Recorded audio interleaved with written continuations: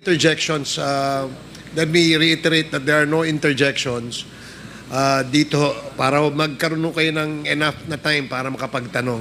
Congresswoman Luisto, you're now recognized. Please proceed. Thank you.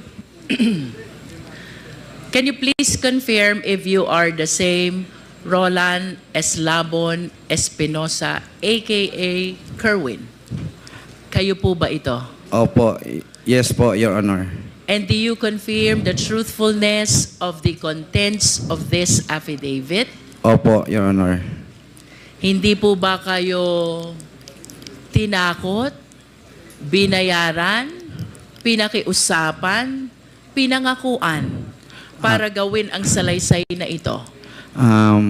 Wala pong nangyari na ganyan, kundi ako mismo nagpatulong sa abogado ko na magpunta dito sa mga congressman para nagbaka sakali ako na makamit na ang mga nabiktima ng EJK sa nakaraang administrasyon. Kerwin, kanina, while you were delivering your opening statement, I observed that you were crying. Umiiyak ka. Can you please enlighten us why? Kasi sa panahon na nandoon ako sa AIDG na nakaburol ang papa ko, humiling ako sa mga pulis doon na sana pagbigyan nila ako na makauwi.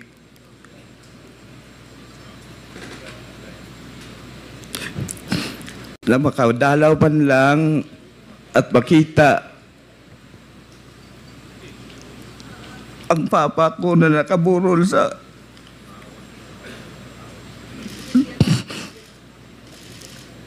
Kerwin, of course, you believe that your father, the late Mayor Espinosa, is a victim of ruthless killing. Is this your position, Kerwin? Yes. Pero alin ba yung mas nakakaiyak? Yung pagkamatay ni Mayor Espinosa o yung hindi kanila pinayagan na madalaw ang burol niya? Pareho po yung dalawa na hindi ako pinayagan na makauwi sa lugar namin para makita sa kahuli-hulihan na panahon ang daddy ko. Kerwin, prior to the death of Mayor Espinosa on November 5, 2016, he was the mayor of Albuera, Leyte. You confirm? Yes po. Pang-ilang taon po ba niya na mayor ng Albuera during that time? First time pa po niya na maging mayor po ng Albuera, Leyte. So 2016 is supposed to be his first term as mayor. Yes po. Ano po ang ginagawa ni Mayor Espinosa bago siya naging mayor noong 2016? Ang mga ginagawa po niya ay tumutulong sa mga tao doon sa lugar namin o sa lungsod ng Albuera ng mga kunting mamigay siya ng mga bigas, yung may mga problema kahit personal, yung mga asawa, ayusin niya at madali siyang lapitan ng mga tao doon. Kaya binoto siya na maging mayor. Pwede mo ba kaming kwentuhan, Kerwin? Ano ang pagkatao ni Mayor Espinosa as he is known by the people of Albuera, Leyte? Yung papa ko po, mabait. Mabait na tao. Mahirap na kung elaborate ko pa kung anong klaseng tao siya. So siguro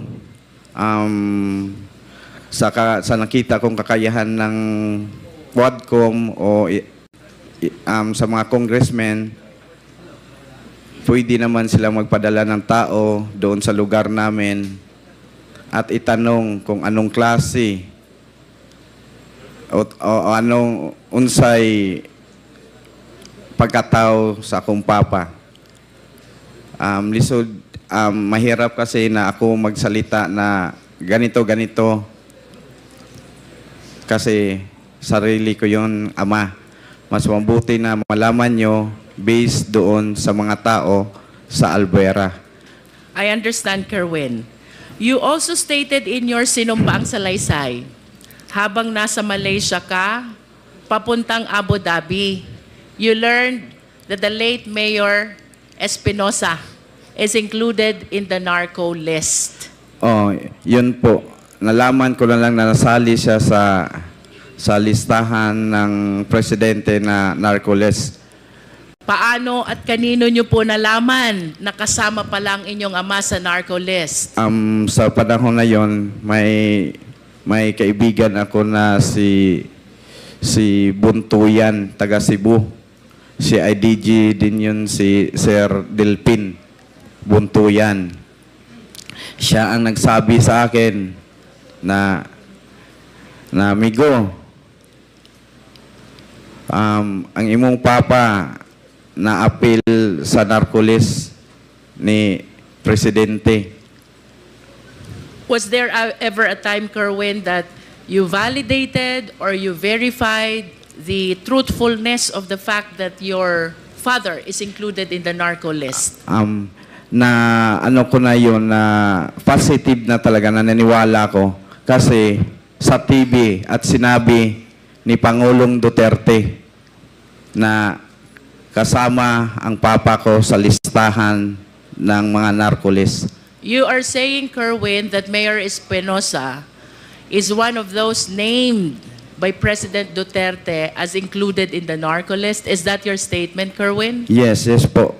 And that is the reason why you conclude already that indeed your father is among those in the narco list. Yes, Tama ba? yes po. There are three important statements you made in your sinumpaang salaysay which really captured my attention.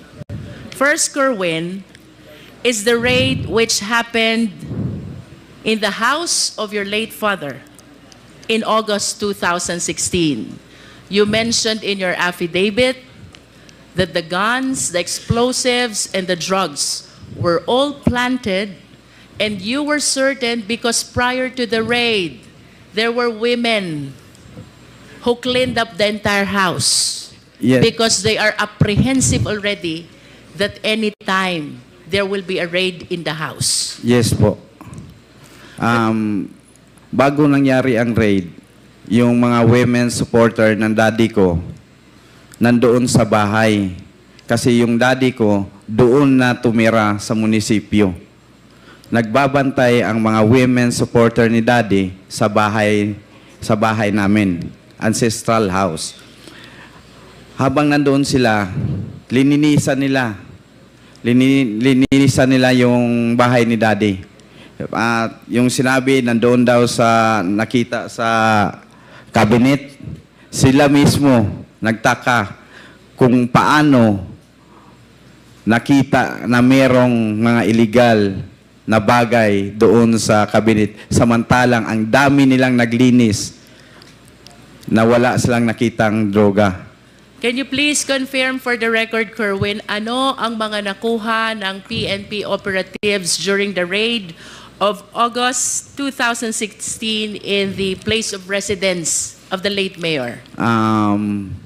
Sabi daw nila, based on sa ilang report, nakakuha sila kanog 11 kilos nga shabu dito sa ilalim ng cabinet, at mga baril doon daw sa loob ng bahay ni mayor, at may mga pampasabog doon din nakuha sa loob ng bahay ni mayor.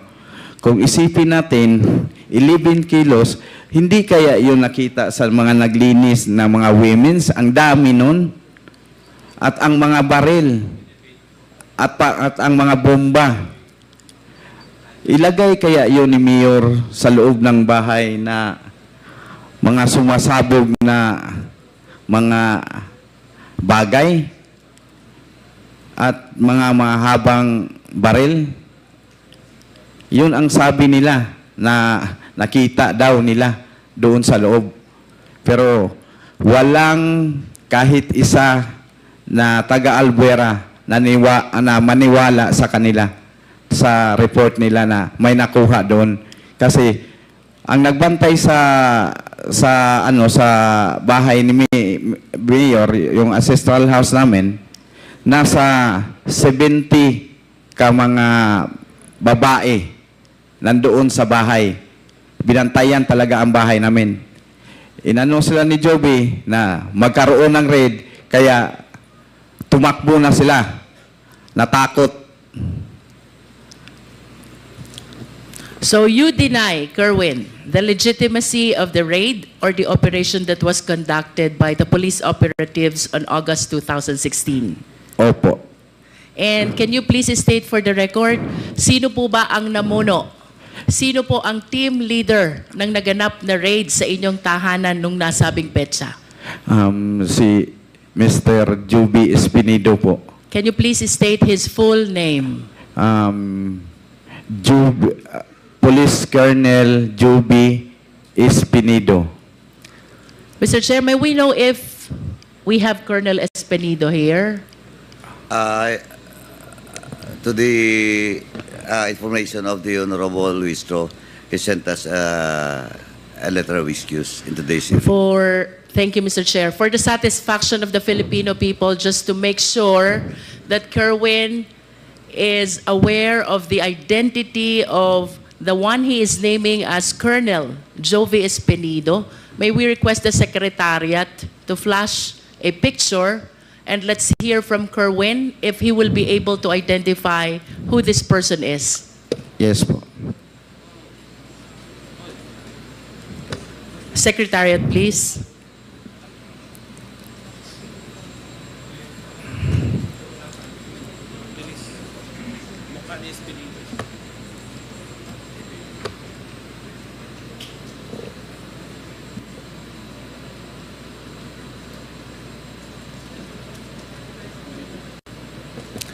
While we are waiting for the picture, Mr. Chair, the second statement which captured the attention of this representation, Kerwin, is the raid and the killing of Mayor Espinosa on November 5, 2016, which happened in Baybay, Leyte.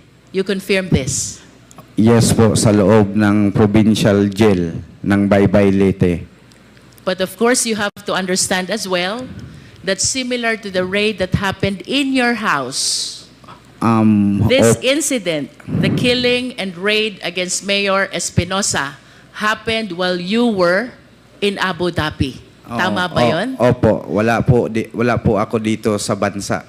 In Nasa other bakasyon words, ako. you are relying only to your sources with regards to this story surrounding the raid and the killing of Mayor Espinosa in Baybay, Leyte. Yes po. And can you please enlighten us, for the satisfaction of the public who are watching us, Kerwin, because you went a long way for us to be able to hear these explosives of yours. For a period of 7 years, naniniwala ang buong sambayan ng Pilipino sa naging testimonya mo sa Senate noon. Now you are completely overturning all your statements.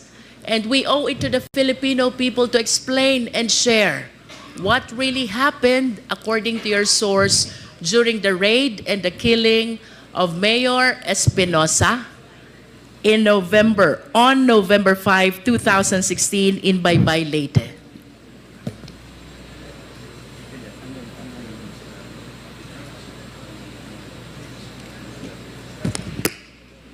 Mas gusto ba niya Tagalog? Parang masirap siya sa Tagalog. Your Honor, pwede pong ulitin yung question Kayo niyo po ba, Kerwin, ay mas komportable sa English or sa Filipino? Mas sa Pilipino na lang tayo. Filipino. Para Kerwin, maintindihan. you mentioned, nabanggit mo sa iyong sinumpaang salaysay, bagaman ikaw ay nasa Abu Dhabi noon, ng iyong ama na noon ay nasa Baybay, Leyte Provincial Jail, ay ni-raid at pinatay ng mga operatiba ng pulis. Nasa Abu Dhabi ka noon at ikaw ay nagtiwala lamang sa testimonya ng mga taong naruroon sa insidente. Nevertheless, Kerwin, can you please share to the Filipino people? What do you believe? Ano yung pinaniniwalaan mong tunay na pangyayari sa loob ng Baybay, Leyte, kaugnay ng pagkamatay ng iyong ama? Naniwala ako doon sa mga nakapiit sa loob. Kasi sila ang nakakita at kitang-kita nila sa dalawang mata at narinig nila ang mga putukan. Kitang-kita nila from the very beginning, pagpasok sa selda ng aking ama. Kerwin, kung nakikilala mo itong mga taong tinukoy ng iyong mga source, maari mo bang banggitin sino itong mga polis na pumasok sa selda ng iyong ama? Sa sinabi ng aking source, ang pumasok doon si Leo Laraga. Leo Laraga, siya talaga ang kumitil sa buhay ng papa ko. Leo Laraga. Laraga. Can you please check if Leo Laraga is inside this hearing venue? Narito po ba siya? With the indulgence of, Mr. Chairman, with the indulgence of Congressman Luistro, Police Captain that time, Leo Laraga, is not present, no, in today's hearing. But for sure, we will invite him in the next hearing. Thank you, Mr. Chair. Thank you. Bukod kay Leo Laraga, sino pa ang nalalaman mong kasama nitong mga nag-raid at nag-operate pumatay sa iyong ama? Si Colonel Marcos at si Sir Matera. Kasi mga kaibigan ko sila. Kerwin, regarding Colonel Marcos and Colonel Matera, if they are present in this hall, can you kindly point at them?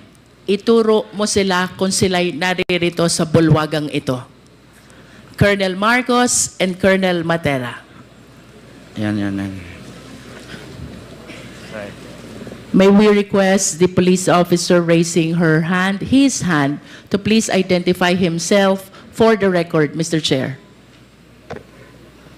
Mr. Chair, Honorable Committee, I'm Police Colonel Marvin Marcos po. Thank you. How about Colonel Matera? Can you point at him?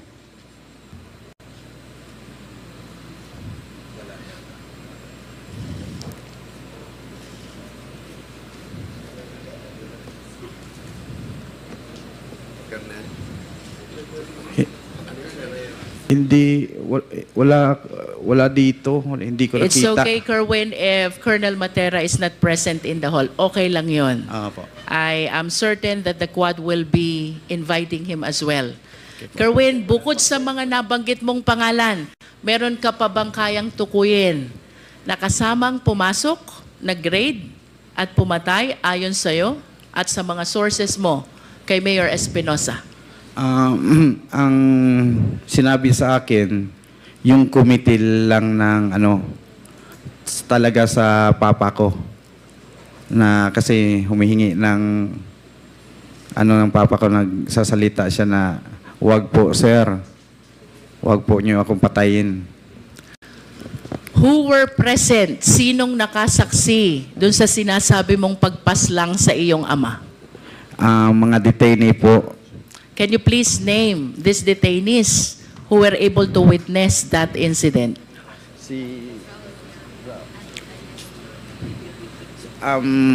A certain Dondon na taga sa amin sa Albuera.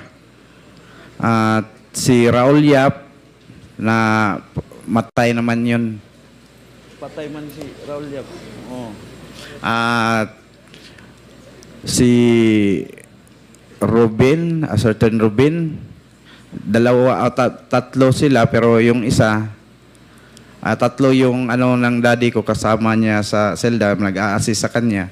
Yung isa, patay na po, namatay din kasama How yung about daddy the ko. other one?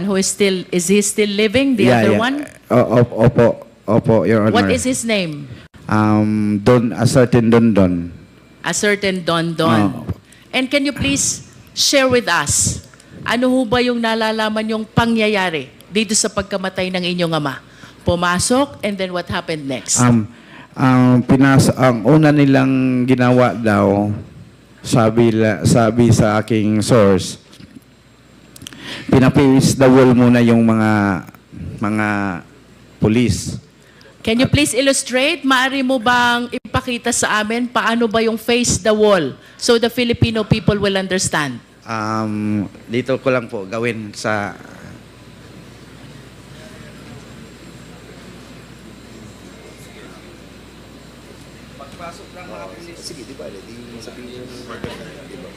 Pagpasok ng mga pulis, ang ginawa, tinutukan sila ng baril at dinisarmahan ang mga duty. Can you please provide a microphone to Kerwin? Baka abot yung nakay Comsec.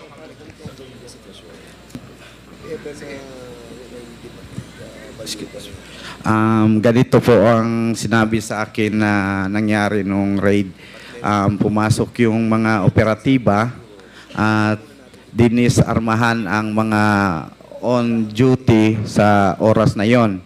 Nung pagkatapos nilang nadisarmahan, ganito po, pinapace the wall sila.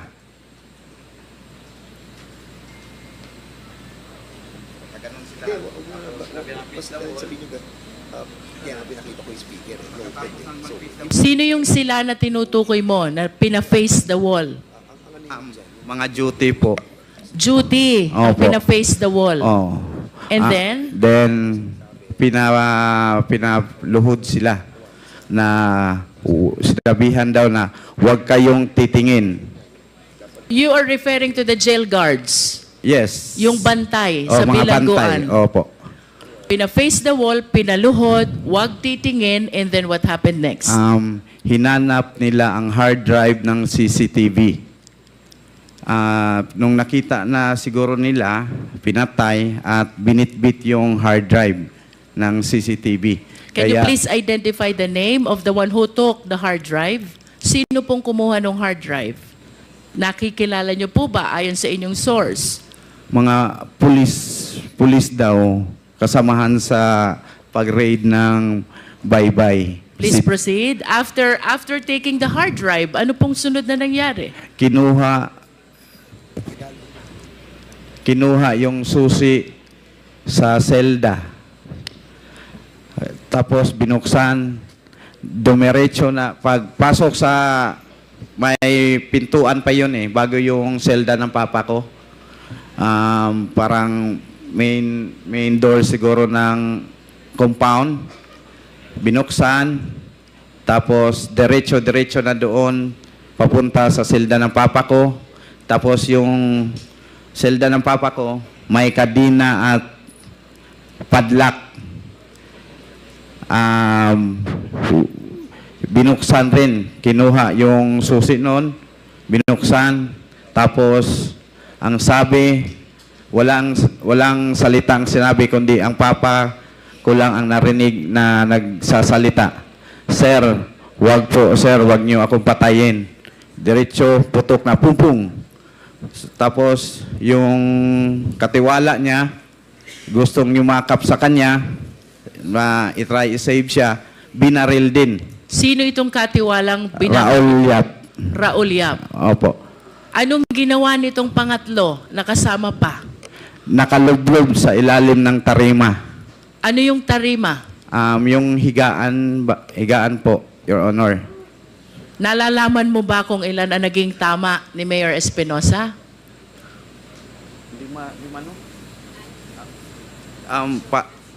Hindi ako sure or more than five bullets ang na tumama sa kanya. Kerwin, thank you for illustrating. You can go back to your chair. You confirm also, Kerwin, na ang raid at pagpasok dito sa Baybay, Leyte ay nag-ugat doon sa search warrant na ini-issue laban sa iyong ama. Tama ba yun? Opo. Your Honor. Nalalaman mo ba kung sino ang huwes na nag-issue ng search warrant? Kasi tatlong judge ang kinuna nila na mag-apply ng search warrant. Si Judge Argelies nag-refuse. At ang sabi ni Judge Argelies na ba't kailangan pang mag-serve ako na nyo ng search warrant nasa loob ng kulungan ang tao. Nag-refuse si Judge Argelies. May judge na certain Janet. Janet ba yun? Ha? Janet, apelido niya? Cabalona. Saan yun? Doon sa Samar, yun ang nag-issue ng search warrant. Sa pagkakaalam ko, yung si Janet Cabalona ay parang relatives ng asawa ni Sir Laraga. Pwede, Mr. Chair, pwede magtanong? Sige. After perhaps we conclude the interpellation, Mr. Chair. Pagkatapos ni Congresswoman Jinky, bago tayo pumunta sa susunod na magtatanong,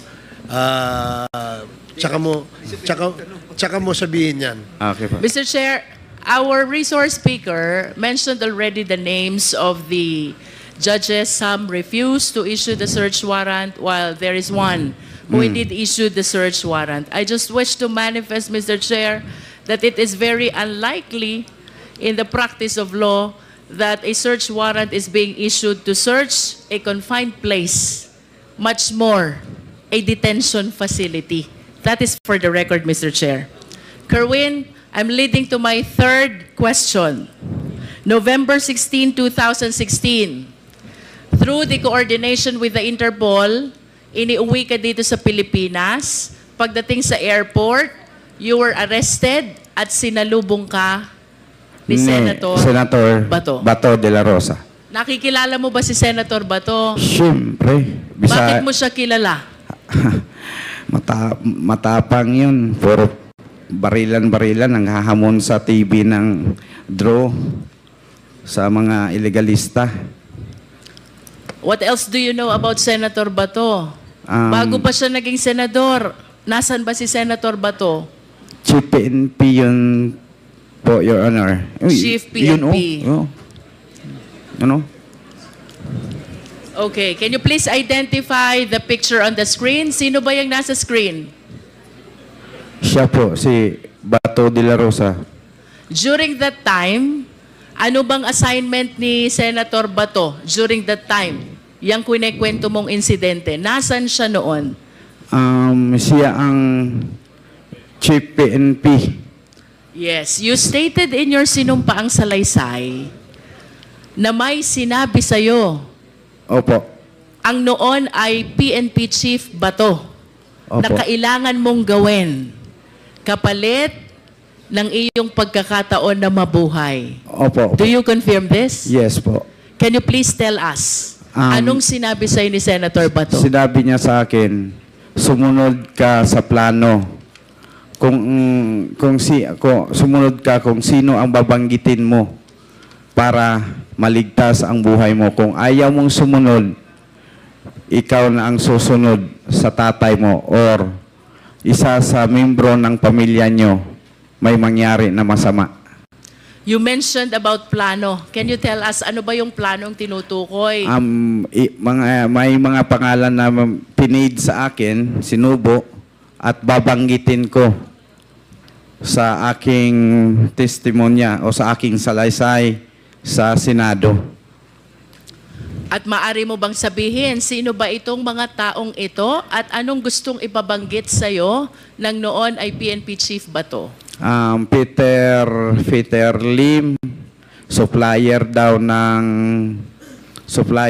ng shabu, pero nandyan lang, hindi na huli-huli.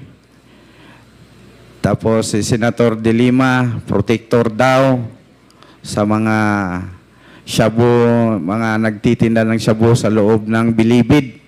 Protector daw si Ma'am Laila. At yung iba pa, si Lovely Impal, si Jiraham, si Peter Ko, ganon. In Sila other po. words, Kerwin, ang gusto ni PNP Chief ay banggitin mo itong mga pangalan na ito na may kaugnayan sa illegal drug operation. Tama ba yun? Opo. At ito ba'y sinunod mo, Kerwin?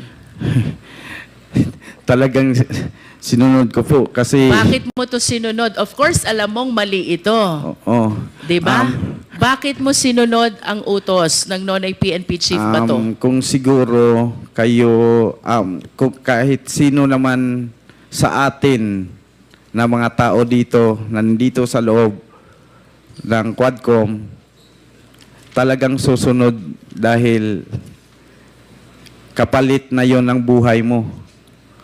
At lalo na pag may mga anak ka pang maliit na sabihin na susunod ka na sa papa mo kung hindi ka sumunod sa aming plano.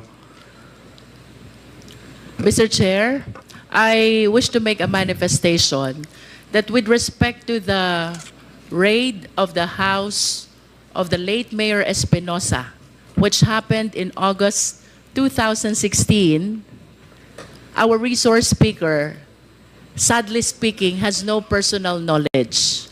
So, taking from his statements that there were women who were guarding the house and even cleaned up the house, reason why they are certain that all the guns, explosives, and shabu were merely planted by the PNP operatives, I respectfully move, Mr. Chair, that we invite these women, and I hope Kerwin will be able to name who these women are in order to substantiate the testimony that Kerwin Espinosa has given to the Quadcom. Second, Mr. Chair, with respect to the raid and the killing incident of the late Mayor Espinosa in Baybay, Leyte, we are suffering from the same predicament because, as admitted by Kerwin, he was still in Abu Dhabi during the time. So, to determine the veracity of the information that he was able to receive from his sources, I respectfully move as well, Mr. Chair, that we invite the third inmate by the name Don Don, who was inside the cell of the late mayor when the killing incident happened. I wish to ask Kerwin to name also the jail guards who were on duty during the time, likewise to substantiate the information that he has given to Quadcom already, Mr. Chair. So move, Mr. Chair. Okay, before I rule on the motion, tanungin ko lang muna si Mr. Espinosa. Sino-sino itong mga women na sinasabi mong ayon sa iyong salaysay, yung mga women na naglinis ng bahay ninyo? Landa, asawa ng barangay captain namin sa aming barangay.